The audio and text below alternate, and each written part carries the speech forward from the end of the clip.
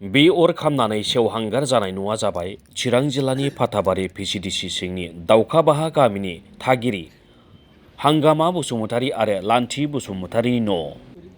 बे दुखुनांथाव अर खामनायाव न'जों लोगोसे न'आव थानाय गासै मुवाफोरानो खामनानै सेवहांगार जायो।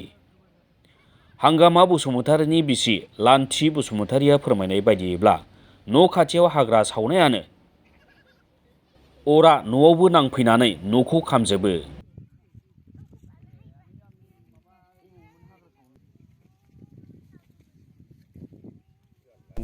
न'आ हाग्रा एसे सावनायाव खामलांदों आरो ओमफ्राय जेबो बुस्थु मोनखायाखै।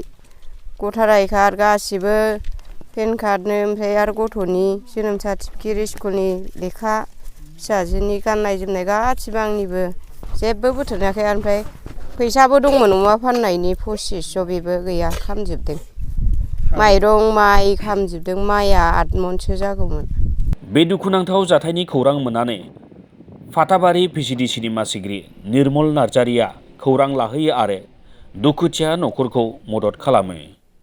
फैनानै लोगो लोगोनो आङो VCDCनि अफिसाव जोंहा माने थिं दंखायोमोन। आं बेखौ लाबोनानै दिनै न' लुनायनि बेबस्थाखौ खालायना होबाय। लोगोसे जों थौ थोरसि गिलास खुरै बिदिनो जि जोम बेखौ जों रेडि खालायबाय। जोङो आरो 2.5 कुइन्टेलसो माइरं जोङो होबावगोन आरो जि हायो जोङो माखासे बेबस्थाखौ जों नाजागासिनो दंबावो आरो।